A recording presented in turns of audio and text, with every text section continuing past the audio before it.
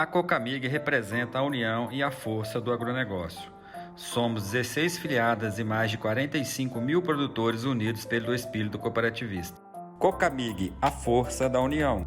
Eu só queria te contar que vale a pena conhecer o cooperativismo financeiro. E quanto mais gente fizer parte, maior será a transformação. Vem saber mais. Tem explicação. Mais que uma escolha financeira. Sicoob.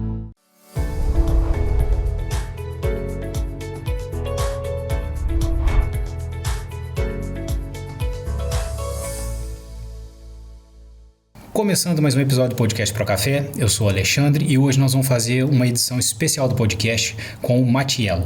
O Matiello vai estar aqui hoje para apresentar o novo Manual da Cultura de Café no Brasil, o novo livro da Fundação Pro Café, edição atualizada com mais de 800 páginas, com muita informação. E eu vou deixar agora para que ele apresente o livro e ele fale mais para vocês. Tá bom, pessoal? Espero que vocês gostem. Vamos lá. Bom, Matiello, primeiro, muito obrigado pela presença do senhor, obrigado pela contribuição com o livro, né, a contribuição para a cafeicultura, que é todo mundo que pergunta para a gente, aonde eu posso saber mais de café? Eu falo assim, a Bíblia do Café é o livro Cultura de Café no Brasil. Então, ninguém melhor do que o senhor para apresentar esse livro pro pessoal. Bem, Alexandre, a gente realmente vem trabalhando nesse livro há bastante tempo, conforme a gente vai mostrar aqui, né? Vem acumulando conhecimentos. Então, o livro a gente vai falar então sobre a cultura do café no Brasil. É um livro bem abrangente, e a gente chamou de Manual de Recomendações, porque ali vai ter tudo que a gente precisa usar, entendeu? Por que usa, quando, como faz as coisas, né? Esse livro é da nossa autoria, juntamente com mais 3 colegas do ex-BC, o pessoal mais antigo, né? Então, a gente vai falar sobre isso, né? A gente vai começar, então, quais os objetivos desse livro. A realidade é para reunir essas informações, conhecimentos, são muito importantes. Esses conhecimentos são obtidos da pesquisa ou, então, da experiência no campo, né? E tudo sobre a tecnologia indicada para a lavoura de café, né? Reunindo essa informação no livro, em seguida, ele é um elemento para divulgar na forma desse manual, para facilitar o uso dessas práticas, né? Tanto pelos técnicos que assistem o produtor, como pelos cafeicultores, né? Isso tudo visando a maior racionalidade e economia na condução dos cafezais, né? Já são 11 edições desse livro. A gente começou em 1974, foi a primeira edição, e até a atual de 2024, a gente sempre vem atualizando e ampliando na medida em que a gente vai tendo novos conhecimentos, novos produtos, novas variedades, novas informações. E essa atualização ela tem que ser de cada 4 a 5 anos. A gente atualiza colocando tudo que apareceu nesse período, né? O que é útil, o que se transformou em tecnologia, a informação que foi transformada em tecnologia. Inicialmente, até 1990, ele era editado pelo IBC, quem trabalhava, e agora é editado pela Fundação Pro Café. Aqui a gente pode ver todos os números, a capa aí, desde o primeiro até a 12ª edição, né? Foi engrossando, porque foi acumulando informação, né? Da edição de 2024, ele então está com 800 páginas. E tem ilustração a cores, tem muita ilustração, muitos dados, muitos resultados, assim, ele tem um bom conteúdo, né? A gente é suspeito em falar, mas para dar um volume só, a gente vai ano a ano, inclusive, cada edição diminuindo o tamanho da letra, porque senão teria que fazer mais do que um volume, né? E esse livro contém 8 capítulos, abrange todos os aspectos da cultura cafeeira. Esses capítulos são o seguinte: primeiro é o diagnóstico da cafeicultura, depois eu vou detalhar cada um. O segundo capítulo fala do clima, fisiologia e solos para o cafeeiro. O terceiro sobre as variedades de café. O 4 sobre a formação da lavoura de café, o cafezal produtivo. O quinto, que é o mais abrangente, que pega todo o manejo dos cafezais, todas as práticas culturais. O sexto é um capítulo especial que é para analisar os problemas que ocorrem na lavoura, como diagnosticar esses problemas. O sétimo é a colheita e preparo do café, que está chegando no final do ciclo da lavoura. E, por último, a parte econômica, que é a gestão e custo na produção cafeeira. Então, eu vou passar rapidamente sobre cada capítulo. Na introdução, o diagnóstico da cafeicultura, a gente trata como foi introduzido o café no Brasil, quais os ciclos econômicos que a cafeicultura brasileira passou. Expandiu, retraiu, erradicou, plantou. Aí, a gente, nesse contexto, a gente mostra a evolução do parque cafeeiro durante um longo período, das safras e da produtividade. A gente caracteriza quais regiões típicas de café no Brasil: a cafeicultura da montanha, do cerrado, do robusta. Aí a gente coloca também a evolução das exportações do consumo de café no Brasil, para poder quantificar a demanda pelo nosso café, né? E a cadeia produtiva do café, como ela é composta, e também mostra a produção e o consumo mundial de café. Os países produtores, qual é a produção anual, qual é o consumo. Então, para o pessoal ter uma ideia também a nível mundial. E, por final, a gente um capítulo, um item menor, a gente mostra como são formados os preços do café, né? Então, para ter uma ideia, assim, só um exemplo, a gente mostra aqui como evoluiu o parque cafeeiro. A gente tinha, na década de 60, 4 bilhões e 500 milhões de pés de café, só que em 4 milhões de hectares. Então, houve uma erradicação, diminuiu, depois houve a renovação, foi subindo até a década de 90, depois consolidou a cafeicultura e hoje a gente chegou aqui em 2024 em 7,7 bilhões de pés de café, só que em 2,25 milhões de hectares. Então, ele reduziu metade a área e praticamente dobrou o número de pés de café. Então, com um maior adensamento do plantio, né? Aqui a gente vê, então, como evoluiu a safra. Em 60, 61, que houve depois uma erradicação, a gente produzia 40 milhões de sacas, então depois caiu com a erradicação, depois voltou a subir e hoje a gente está na faixa entre 50 e 60 milhões, em alguns anos passa um pouco de 60 milhões, de acordo, então a gente vem aumentando à medida que está precisando do café, né? Isso aí são 2 exemplos de alguma coisa que tem no livro, uma pequena parte, né? No capítulo de clima, fisiologia, quais as exigências do café em relação à temperatura, chuva, o efeito do vento, a umidade, a luminosidade. Aí a gente faz os balanços hídricos típicos de cada região produtora, da região de Arábica, de Robusta, na Amazônia, na cafeicultura de montanha, no Cerrado.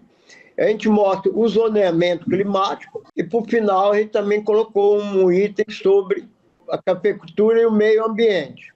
Aí a gente coloca na parte fisiologia os aspectos fisiológicos do cafeeiro, que são como que ocorre a germinação, o crescimento, a floração, a frutificação, a desfolha, a escaldadura, todos esses aspectos mais importantes da fisiologia do café, para explicar como que o café floresce, qual é o efeito da temperatura, qual é a escaldadura, todos esses aspectos, como que ocorre a desfolha, por que ocorre a desfolha do café. E no aspecto de solo, a gente trata das 3 coisas mais importantes, que é a física, a química e a biologia do solo, e termina pela classificação dos solos para a cultura cafeeira, né? Aqui, só para dar um exemplo desse capítulo, a gente mostra no mapa o zoneamento básico da cafeicultura. Em verde, a área apta para o café arábica, a área amarela é a área para o café conilon, a área rosa e avermelhada é a área que pega toda a área do Nordeste, que é uma área muito seca, e no Sul, essa área em azul, que é uma área muito fria, muito sujeita a gear. No capítulo seguinte, que é das variedades, a gente vai simplificar bastante aqui, é um capítulo bastante volumoso, que a gente mostra o capeiro e as espécies de interesse, as espécies que existem, as espécies que são cultivadas, praticamente o coffea canepa e o coffea arábica. Nós mostramos como evoluiu desde o início as variedades plantadas no Brasil. E depois a gente descreve com detalhe as variedades atuais. O catuai, o mundo novo, os arara, os catucaí, todos os materiais desenvolvidos ultimamente. E a gente dá as características vegetativas, quer dizer, qual o porte, qual o crescimento, o diâmetro da planta, e a parte produtiva, a produtividade, a qualidade, os frutos, o tamanho do fruto, a qualidade. E a gente mostra também no item como está sendo a aceitação das variedades a nível nacional. E termina com a indicação de variedades. Para cada condição, a gente mostra quais variedades que se adaptam melhor, né? Então, para dar um exemplo aqui, a gente mostra o que era a variedade original, que do lado esquerdo do slide, e a frutificação e o tipo da folhagem, o que era o café típica, que hoje existe só em coleções, o café que foi introduzido no Brasil, né? E aqui do lado direito, como é uma variedade nova, que é uma característica de produtividade completamente diferente, mudou da água para o vinho, né? Agora a gente vai mostrar no slide seguinte o capítulo 4. O capítulo 4 é a formação do café. Então, primeiro a gente caracteriza quais as regiões e quais os critérios para a gente escolher onde vai plantar o café, né? Depois a gente detalha toda a produção das mudas, as mudas de sacola, as mudas de tubete, as mudas de bandeja, todos os tipos de muda, como forma o viveiro, as mudas clonais, né? Até em biogênese somática a gente fala. Aí, como é preparado a área para o novo cafezal, como escolhe o sistema de cultivo, principalmente o espaçamento, e como é feita a escolha da variedade, e depois em detalhe como planta e replanta. Toda a técnica de plantio, como é que tem a época, o modo de plantar e também a parte do replantio. E complementa esse capítulo da formação as práticas na lavoura jovem, o controle do mato, a adubação no café novo, a desbrota do café novo, todas as práticas, o controle das pragas e doenças na lavoura até chegar aos 2 anos e meio. O capítulo 5 é o mais importante porque ele abrange 12 práticas culturais que são feitas na lavoura. O controle do mato, toda a parte, como é feito o controle do mato, como ele concorre, o uso de controle mecânico, controle químico, a adubação e calagem, tudo sobre adubação e calagem, a parte dos nutrientes, a parte da importância de cada nutriente e como é indicada, como calcula a adubação para determinar a lavoura e também a calagem.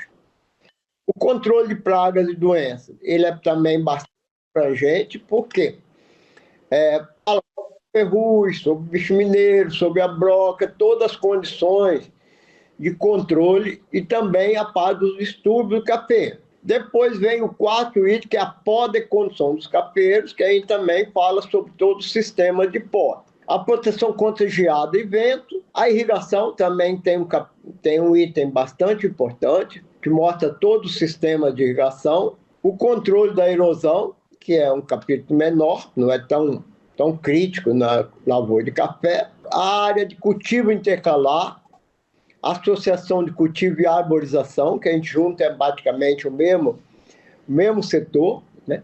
A subsolagem também é menos importante no café, mas a gente mostra como é feita, qual a época, qual o equipamento, né? O replantio, o repovoamento e a substituição, em algumas áreas que a gente indica. A enxertia, que é menos usada, mas a gente mostra quais o sistema de enxertia que pode usar no café. A arruação e esparramação para preparar na pré e na pós-colheita. E a gente adiciona aqui uma coisa que é muito importante, que é a mecanização dos tratos nos cafezais. Então a gente mostra os equipamentos disponíveis, os tipos de tratores adequados, como calcula a hora máquina, mostra até os fabricantes desses materiais, desses equipamentos. No 6º capítulo, é um capítulo menor, mas é importante porque a gente vai mostrar como diagnosticar os problemas na lavoura. Você vai na lavoura, vê lá uma folha com uma mancha. Aí você vai, olha lá, tem assim, folha com mancha tal. Aí pode ser isso, e vai descrevendo cada tipo de mancha. Aí vai ter um sinal lá na raiz. Você vai, tá lá a raiz, o que pode ser, né? Então, através dos sintomas e sinais, lesões dos capeiros, a gente ensina como analisar os problemas que estão ocorrendo.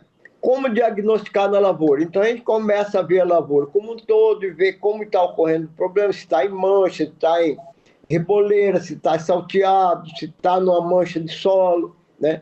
Dá todas as dicas. E para mostrar aqui, simplesmente para assim, aqui é um sintoma de deficiência de fósforo. Aí a folha arroxeada, assim, é o ataque de ácaro vermelho. Essa lesão é o ataque de foma. Esse aqui na raiz, é a cochonilha da raiz. Então, a gente vai ilustrando e vai detalhando cada um desses problemas que a gente encontra na lavoura. O 7º capítulo, que coroa toda a parte da produção. Você vai colher, processar e ver a qualidade do café. Então, em detalhe, o aspecto da colheita, o preparo pós-colheita, a separação, lavagem, despolpamento, o descascamento do café, a secagem, toda a parte de secadores, né? O armazenamento, como é feito na tulha e nos armazéns. Depois vem o beneficiamento do descasque, tirar a casca para transformar, para separar o grão. O rebeneficiamento e padronização, que já é feita mais a nível de, não tanto a nível de propriedade, mas a nível do comerciante, né? A classificação e qualidade, as classificações tipo, normais, a classificação da BSA, quais as qualidades do café. A gente abrange também a microbiota em café, quer dizer, os fungos que ocorrem, que podem causar toxina. A produção de cafés especiais, hoje é muito importante. E também um item muito, não é tão grande, mas como é feita a industrialização nas propriedades, que pode ser feita também em pequena escala, a torração e a moagem e a embalagem do café também nas propriedades, né? E o último capítulo, que é a gestão e custo na produção cafeeira, a gente abrange de início os fatores de produção, a terra, a importância da terra, do capital, do trabalho, da mão de obra, analisa os tipos de mão de obra, volante, mão de obra fixa, a parceria, né? A gente tem um outro item que é o planejamento moderno, usando as imagens de satélite, usando as imagens do nível de vegetação por satélite, os várias ferramentas modernas para ajudar no planejamento da produção. Depois a gente analisa os custos, a gente faz os custos em diversas regiões, região mais montanhosa, região plana, o custo da formação, o custo da produção, logicamente são exemplos, né, itens, mostra os custos que são calculados pela CNA, pelas empresas em geral, né? E a gente mostra também como tomar a decisão para plantar café, para sair do café, mostra os fatores que são importantes para a pessoa aumentar ou diminuir a lavoura, né? E a gente também fala sobre as cooperativas e associações de produtores, que é como é que é feita essa associação, qual a importância delas, né? E no final, um item também não muito grande sobre os mecanismos de proteção aos produtores, mercado futuro, como é feito esse sistema. A gente não é especialista nisso, mas a gente consultou várias pessoas habilitadas nessa área e a gente colocou um item bem explicativo sobre como é essa proteção. E, finalmente, né, a gente coloca aqui o contato da Fundação e para adquirir o livro, que o livro vai estar disponível na Fundação, nesse link aqui, www.fundacompacafé.com.br/livros. Eu acredito que vocês, assim, numa passagem muito rápida, deu uma ideia do conjunto, logicamente, não deu tempo de detalhar cada capítulo, mas a gente reuniu todas as informações que a gente conhece, nossa, e consultado várias literaturas, os trabalhos de congresso, de forma que isso reúne a opinião de um grupo, da experiência da gente, logicamente, filtrado na experiência da gente, mas a gente coloca as variedades de todas as instituições, coloca trabalhos publicados pelas universidades, pela fundação, pelo ex-BC. Então, é um trabalho conjunto que procura ajudar a uniformizar o entendimento dessas coisas. E tudo que a gente coloca, normalmente, a gente tem um respaldo da pesquisa que foi feita. Nós não estamos indicando nada assim que a gente não tenha experimentado, ou que não foi experimentado, ou que não seja testado, né? Então, era isso aí que a gente ia apresentar para vocês. Espero que vocês, adquirindo o livro, ou tendo acesso a esse livro, vocês tenham satisfação com eles, que o objetivo nosso é exatamente esse, agradar e procurar colaborar com vocês. Matiello, só para o pessoal às vezes pergunta para quem é indicado o livro. Eu falo que está aqui, ó, o meu está aqui, o senhor falou do capítulo 6, eu vou mostrar aqui para o pessoal, está aqui o capítulo 6, já grifado. Se eu pegar todas as edições antigas minha do livro, são todos grifados, eu vou lendo e vou rabiscando, porque eu faço questão de ler o livro todo, cada edição que sai.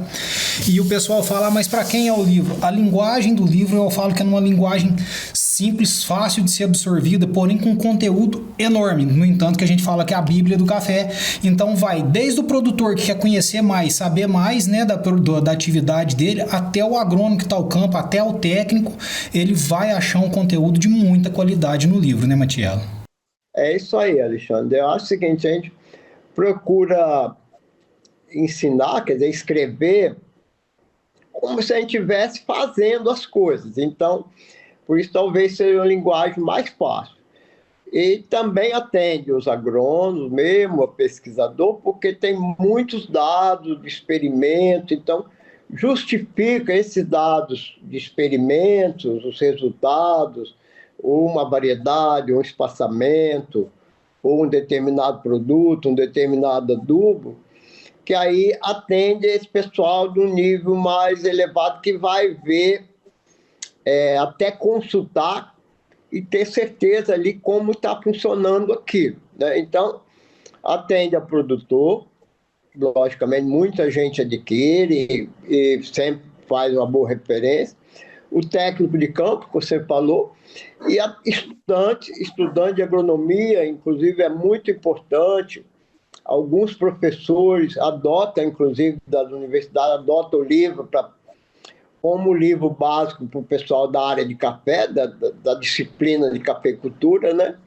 E também atende o pessoal da universidade, o pesquisador, porque não é uma... Aí ele olha aí os resultados das pesquisas.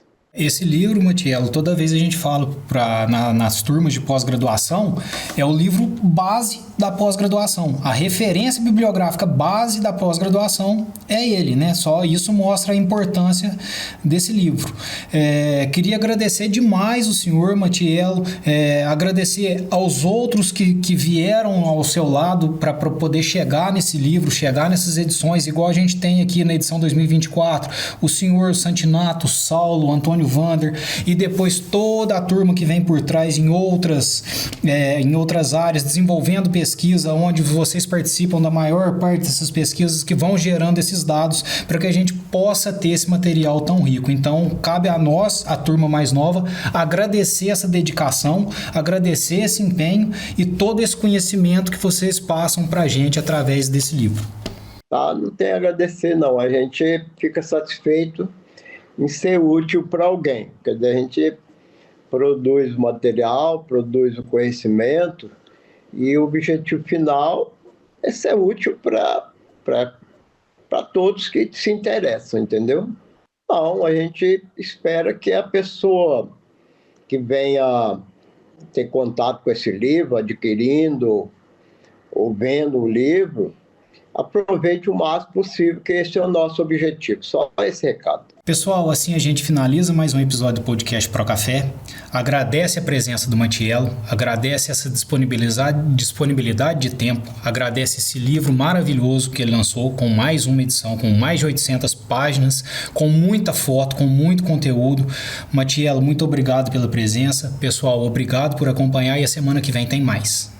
Conheça a plataforma Pro Café, a plataforma de conhecimento especializada em cafeicultura. Nela, você vai aprender através de cursos desenvolvidos pelos maiores especialistas do mercado cafeeiro. E para você que acompanha o podcast da Fundação Pro Café, tem descontos exclusivos que são válidos para as próximas 24 horas. Acesse plataformaprocafé.com.br e saiba mais.